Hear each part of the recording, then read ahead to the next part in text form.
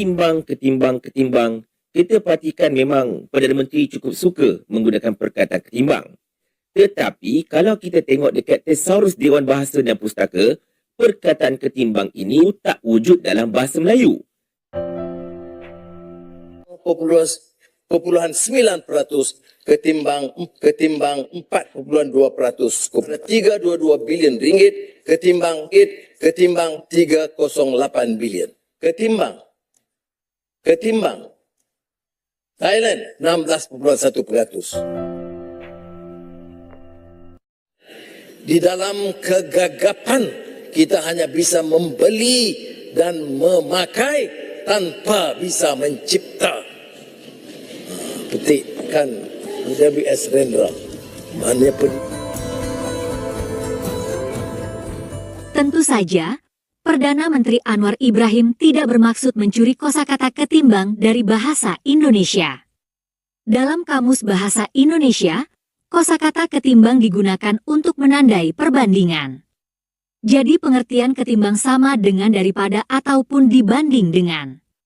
Nah, selama ini Anwar Ibrahim memang kerap menggunakan kosakata bahasa Indonesia. Dan ia pun mengutip puisi W.S. Rendra dalam pemaparan di parlemen baru-baru ini. Sekali lagi, Anwar Ibrahim tentu tidak ada maksud mencuri kosakata Indonesia. Hanya saja, kita menghadapi banyak kaum Melayu palsu yang lain di negeri kasino Malaysia yang suka sekali dongeng dan halusinasi. Dan sebagian mereka menganggap kaum Melayu Malaysia adalah kaum terhebat. Mereka bahkan tidak pernah mengakui bahwa bahasa Melayu Malaysia sebenarnya dipinjam dari Sumatera. Kaum Melayu palsu negeri kasino seolah merasa bahwa bahasa Melayu itu milik mereka. Alasan yang mereka pakai berulang kali adalah saat itu Indonesia belum berwujud. Jadi, menurut pola pikir kaum Melayu palsu di Malaysia, mereka bisa mencuri apa saja dari Nusantara, termasuk bahasa dan budaya di masa lampau, karena Indonesia baru merdeka pada tahun 1945.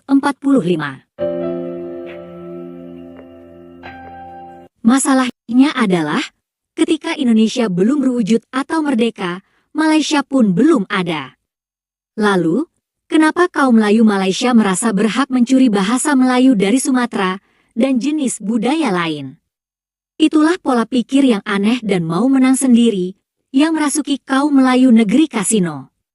Mereka mengabaikan prinsip yang berlaku secara internasional bahwa segala kekayaan alam dan kekayaan budaya di suatu wilayah adalah milik negara yang kini berdaulat atas wilayah itu.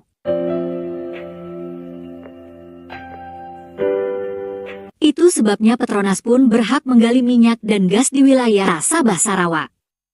Padahal, minyak itu sudah ada jauh sebelum Malaysia merdeka. Kalau prinsip Malaysia belum berwujud yang digunakan, maka seharusnya bangsa Indonesia pun berhak mengambil minyak di Semenanjung. Apalagi dulu wilayah ini masuk dalam kerajaan Majapahit dan Sriwijaya. Itu pula yang menjelaskan, kenapa Malaysia tidak bisa menaturalisasi pemain keturunan yang nenek moyangnya lahir di Singapura. Padahal saat itu negara Singapura belum berwujud pula. Sikap kaum Melayu negeri kasino yang mau menang sendiri itulah yang membuat bangsa Indonesia selalu berhati-hati dan curiga. Pengaruh bahasa Indonesia terhadap bahasa Melayu Malaysia sebenarnya hal yang biasa dan lumrah saja. Tapi masalahnya, kaum Melayu negeri kasino sering tidak mengakui hal itu. Mereka sering menganggap bahwa semuanya adalah bahasa Melayu Malaysia.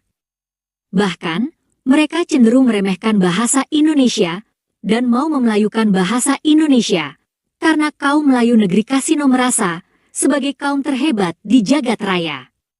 Nah, selanjutnya marilah kita simak penggunaan kosakata ketimbang yang bikin heboh Parlemen Malaysia.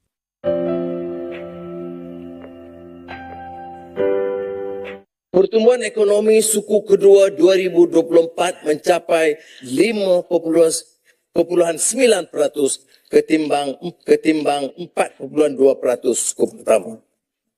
Pada tahun ini, kutipan hasil diunjur semula lebih tinggi daripada unjuran awal kepada 322 bilion ringgit ketimbang 308 bilion. Kerajaan juga cukai yang dipungut masih terendah. Saya sebut tadi, yakni 12.6% kepada KDNK pada tahun 2023 ketimbang Thailand 16.1%, Filipina 14.1% dan Singapura 13.7%. Hutang terkumpul, hutang lama, hutang baru itu yang kita kurangkan. Saya telah janjikan kita tidak akan menambah hutang. So, dengar baik-baik. Yang saya sebut ialah tahun 2022 kerajaan berhutang 100 bilion ringgit.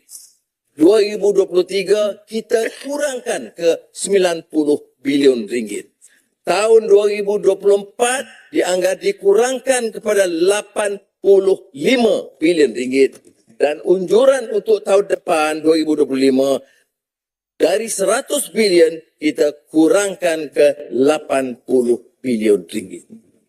Ini maknanya pengurangan hutang yang jelas dan bertanggungjawab.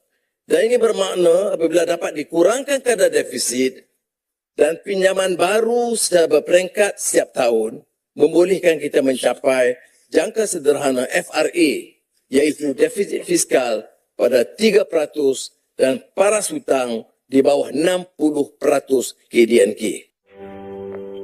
Begitulah kosakata ketimbang yang digunakan oleh Anwar Ibrahim. Kosakata itu kemudian juga mendapat reaksi dari kubu pembangkang atau kubu oposisi di Malaysia. Kubu oposisi juga mempersoalkan jumlah kumulatif utang Malaysia yang terus meningkat, walaupun Anwar Ibrahim telah mengurangi penarikan utang baru. Rasio utang Malaysia atas GDP cukup tinggi, yakni sekitar 66%. Adapun rasio utang Indonesia hanya 39% dari GDP. Nah, berikut ini kita akan lihat bagaimana kubu oposisi meledek kosakata ketimbang yang digunakan Anwar Ibrahim. Pada kadar 86 bilion sama seperti 2024 atau ketimbang 2024. Sebaliknya, kerajaan banyak berbelanja untuk hutang di mana lebih banyak wang diperuntukkan untuk membayar faedah, iaitu berjumlah 55 bilion ringgit berbanding subsidi dan bantuan sosial bernilai 53 bilion ringgit. Ini bermakna lebih banyak wang diperuntukkan untuk membayar hutang berbanding subsidi dan bantuan sosial kepada rakyat. Realitinya, tuan-tuan, hutang negara tertinggi dalam sejarah iaitu 1.17 trilion ringgit pada tahun lepas. Meningkat 92.9 bilion atau 8.6% berbanding dengan 1.08 bilion ringgit pada 2022. Ketimbang 2022. Saya tak reti bahasa. Ketimbang 2022. Saya tak reti bahasa tu. Terima kasih Larut. Ketimbang-ketimbang ni saya cek dalam kamu dewan, tak ada tentang ketimbang. Saya baca dalam internet, dalam WhatsApp mereka ketimbang tu kencing, tipu dan sembang. Apa kencing, tipu dan sembang? Apa pandangan Larut? Tuan-tuan, saya tak nak masuk campur bab ni.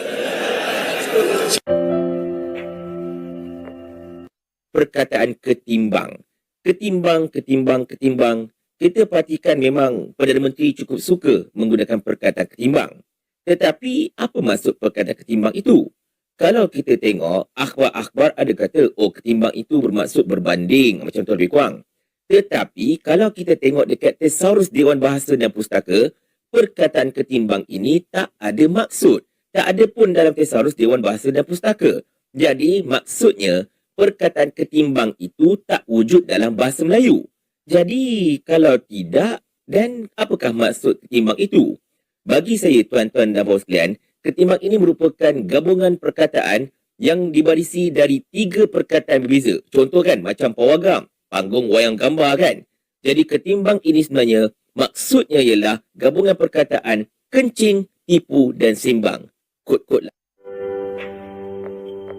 Itulah heboh kosakata ketimbang.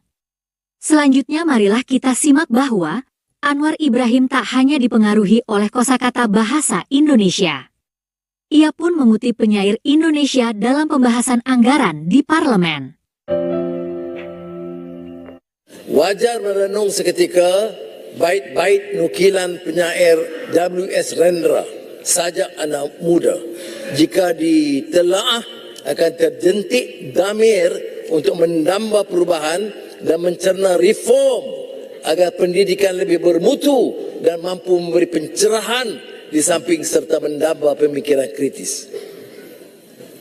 Bukan pertukaran pikiran. Ilmu sekolah adalah ilmu hafalan dan bukan ilmu latihan menguraikan dasar keadilan di dalam pergaulan.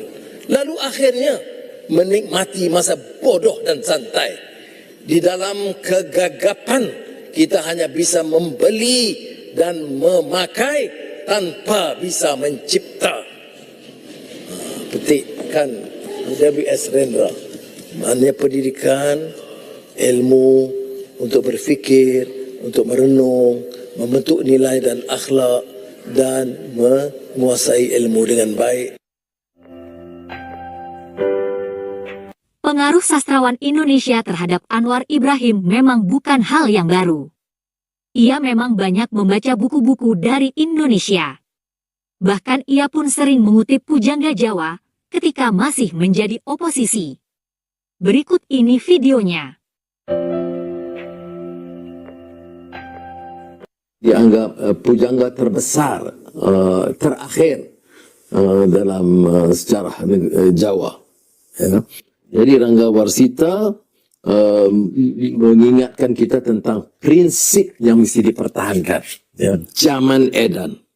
Euhaya ing pambudi melu edan noratahan yang tan milu ang lakoni boya kaduman milik kleren wekasanipun dilalah kesa Allah begia-begiani kang lali luwih begia kang eling lan waspado.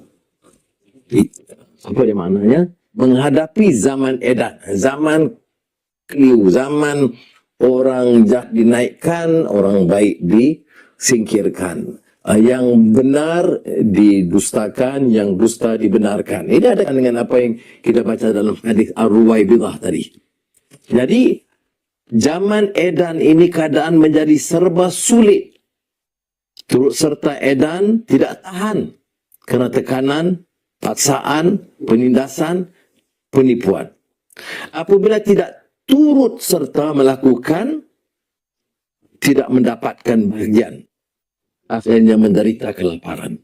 Kalau tak ikut, tak ada jawatan. Sekarang tak ada DLC lah. Sudah kehendak Tuhan Allah. Nah, ini ingat pesan yang besar yang selaras dengan apa yang kita baca dalam hadis Rasulullah SAW tadi. Sudah kehendak Allah, betapapun bahagianya kelihatan orang yang lupa, yang ikut zaman ini. Lebih berbahagia mereka yang sedar dan waspada. Ini yang disebut, yang kita ulang dalam rangkap eling lan waspada. Yang ini kita hafal betul. Maknanya dalam menghadapi keadaan ini, kelang kabut begini, kita kena ada prinsip. Begitulah sosok Anwar Ibrahim yang sangat dipengaruhi oleh budaya dan bahasa Indonesia. Assalamualaikum warahmatullahi wabarakatuh. Nah, ini ceritanya PM Malaysia Anwar Ibrahim ketika sedang bicara di parlemen di Malaysia itu sering sekali menggunakan kata-kata yang notabene adalah tidak berasal dari Kamus Bahasa Melayu Malaysia. Jadi ketika dicari di Kamus Bahasa Melayu Malaysia, kata-kata atau kosakata tersebut tidak ada. Dan yang menjadi pembahasan hangat di sini adalah kata ketimbang. Kata ketimbang ini berasal dari bahasa Indonesia. kita bisa lihat di Kamus Besar Bahasa Indonesia ya. Nah, ini menjadi hal yang cukup asing ya di Dewan Parlemen di Malaysia, penggunaan kata ketimbang tadi. Bahkan diperhatikan anggota parlemen yang lain itu pun sempat menggunakan kata ketimbang tersebut, tetapi makna atau arti dari kata ketimbang itu sendiri kurang paham. Dan ada yang mencoba untuk mencari di Google, ternyata kata ketimbang tersebut dicari di kamus bahasa Indonesia di kamus bahasa Melayu Malaysia tidak ada, tetapi ketika mencarinya di Google malah ketemu ketimbang itu singkatan dari kencing, apalagi tadi? Yang terakhir sembang ya. Ketimbang, dibilang kata ketimbang itu tadi ya. Nah, jadi hal yang cukup lucu ya, ketika hal tersebut dianggap sebagai sesuatu yang cukup aneh. Nah, ini tadi ketemu nih kata ketimbang, kencing, tipu, dan sembang. Maksudnya kencing itu kita tahu nih namanya kencing ya. Kemudian tipu, kita tahu yang namanya tipu. Sembang ini maksudnya adalah mengobrol atau bercakap-cakap. Nah, jadi dianggap itu adalah singkatan dari kata ketimbang, kepanjangannya adalah kencing, tipu, dan sembang.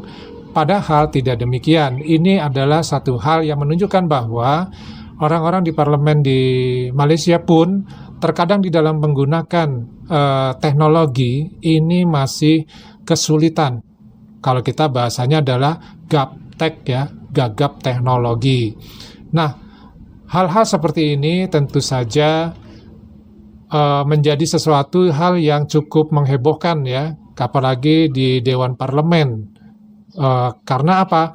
Karena ya lucu saja, namanya Dewan Parlemen itu adalah dewan yang paling terhormat di suatu negara ya, di mana kita membayangkan mereka itu adalah orang-orang yang intelektual, orang-orang yang pandai, orang-orang yang cerdas, orang-orang yang gizinya cukup ya. Jadi tidak perlu makan siang gratis.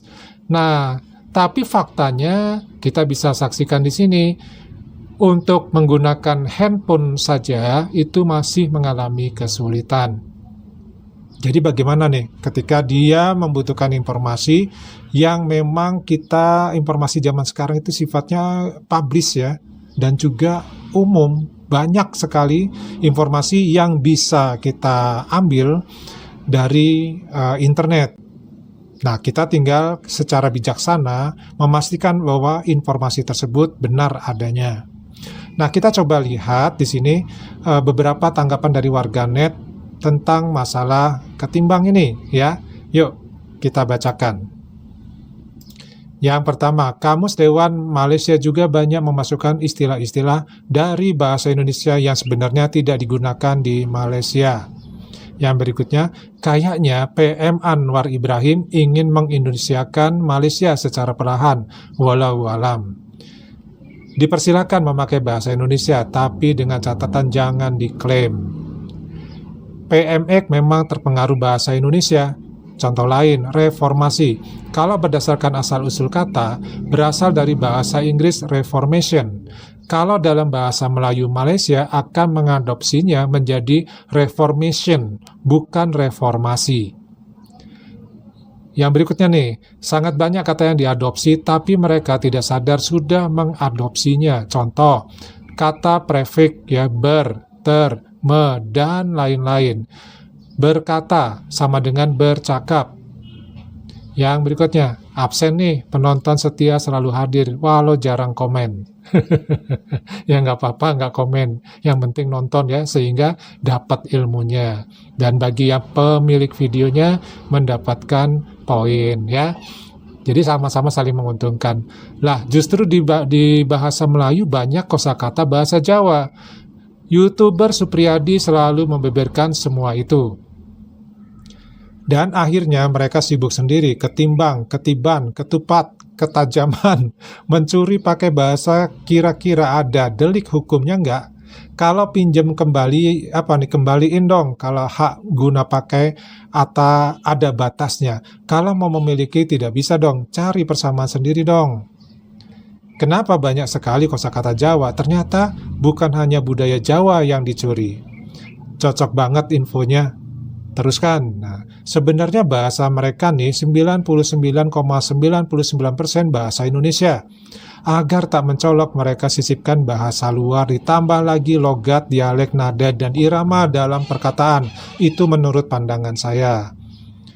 Ada banyak sekali kosakata bahasa Indonesia di dalam kamus bahasa Melayu atau Malaya. Bahkan kosakata bahasa daerah seperti bahasa Jawa, Sunda, Minang, Jakarta, juga bahasa serapan Belanda, Perancis yang terdapat maupun tidak terdapat dalam KBBI karena tidak dihapus saja dari kamus bahasa Melayu Malaya. Bahasa Indonesia diciptakan sebelum Indonesia wujud atau merdeka. Soal nama bahasa adalah urusan politik. Itulah kecerdasan visi para tokoh pendiri negara Indonesia ketimbang negara sebelah. Menggunakan kata ketimbang. Malades lagi malades, pusing saya dengar mereka ngomong bikin mual. Respect sekali dengan PM Anwar Ibrahim. Beliau senantiasa mengedepankan etika atau moral manakala merujuk nilai-nilai filosofi dan karya budaya Indonesia. Mudah-mudahan perspektif dan sikap hidup PM Anwar secara bertahap dapat diikuti warga Melayu Malaysia, sehingga konflik atau perseteruan antara warga Indonesia dan Malaysia segera dapat diakhiri. Tuhan Yang Maha Esa. Yang berikutnya, bahasa Indonesia top markotop. Secara nggak langsung, bahasa Melayu akan punah dan bahasa Indonesia lah yang dipakai oleh rakyat Malaysia. Hebatkan bahasa Indonesia. Tam. Dulu Anwar Ibrahim pernah kuliah di Indonesia, jadi wajar kalau Anwar Ibrahim banyak memakai bahasa Indonesia dan ciri khas politik Indonesia. Anwar Ibrahim banyak belajar politik dari Indonesia, juga sering menonton JLC yang membahas masalah politik. Di daerahku Sumatera Utara ada lelucon yang sering dilontarkan dalam menilai orang Melayu, yaitu daerah Batu Tanjung Balai, yaitu banyak bongaknya, maksudnya banyak bercerita yang tidak ada kenyataannya. Wow, rupanya ini sudah terkenal di Sumatera Utara ya. Sumatera Utara ini kan Medan, memang dekat ya dengan Malaysia, tinggal nyebrang aja.